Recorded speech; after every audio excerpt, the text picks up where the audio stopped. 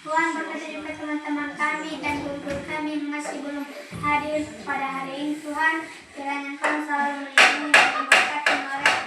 Berkati juga keluarga kami yang telah kami tinggalkan. Tuhan, kiranya Engkau selalu bersama dengan mereka, melindungi, memberikan mereka kekuatan dan kesehatan.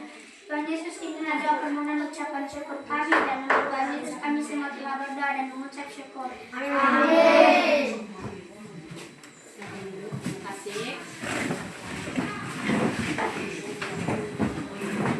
Mau kalian mendengarkan cerita Raden Rubaya? Mau, Bu.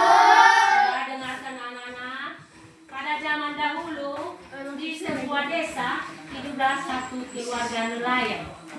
Karena kebutuhan keuangan mereka, sang ayah memutuskan untuk merantau menyeberang laut. Dan ayah ini tidak pernah kembali ke kampung halamannya dan meninggalkan istrinya Raden Rubaya.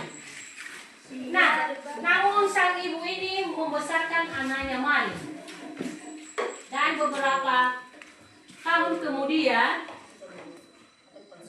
Raden Rubaya ini sering membawa Mali kemana-mana dan mendapat nama baru yaitu Mali Kundang. Nah, anak-anak kami, setelah Mali dewasa, dia juga pamit sama ibunya untuk merantau ke negeri orang. Setelah beberapa tahun dia berhasil dan sukses, ya, anak kami, dia sukses, dia punya segala-galanya. Setelah itu dia lupa dengan orang tuanya, ya, dia lupa dengan orang tuanya di kampung.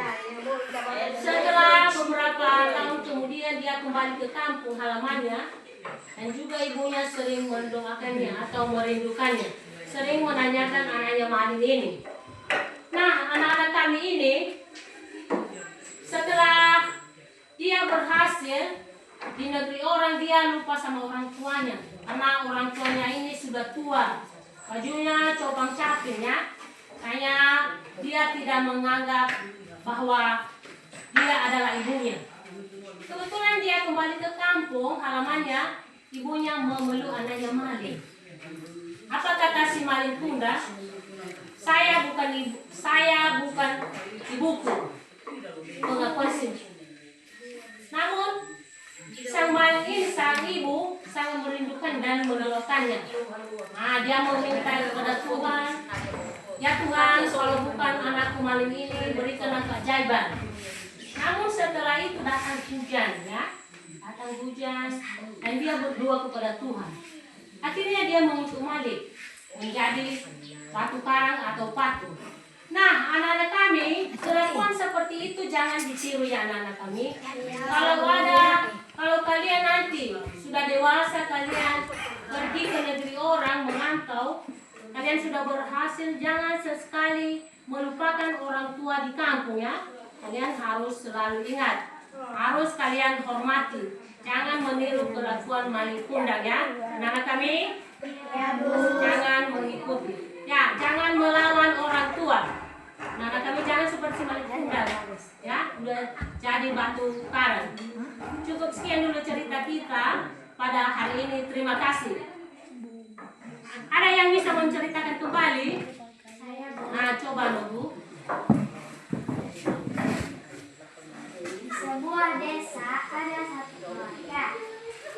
Nah, karena ekonomi mereka yang kurang menentukan, sang ayah pun memutuskan untuk pergi merantau ke orang.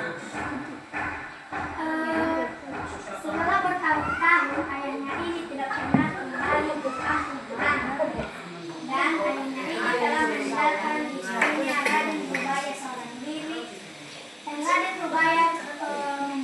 anaknya dengan seorang diri. Setelah bertahun-tahun, anaknya maling pun telah dewasa. Dia harus sering membawa maling kemana-mana, sehingga ia mendapat nama baru, maling kundang. Setelah ia besar, maling kundang pun memutuskan untuk berpamit kepada ibunya untuk pergi merantau ke negeri orang. Setelah bertahun-tahun maling kundang merantau, ia pun telah sukses. Ia mempunyai segalanya. Nah, ibunya pun di kampung sangat merindukan maling kundang ini. Ia berdoa agar maling kundang cepat kembali dan menemui ibunya. Pada suatu hari juga, maling kundang pulang kampung untuk menemui kampungnya. Nah, tidak lama kemudian ibunya pun memeluk si maling kundang dan dia berkata, "Maling kundang, ibu sangat merindukanmu." Nah, karena malu, maling kundang tidak ingin mengakui kalau itu ibunya. Dia pun berkata, "Aku bukan anakmu, engkau bukan ibuku, aku tidak mengenal engkau." Nah, karena sakit hati, ibunya pun berdoa kepada Tuhan. Ia berkata, "Tuhan, kalau ia benar-benar anakku, maka kutuklah dia, berilah keajaiban."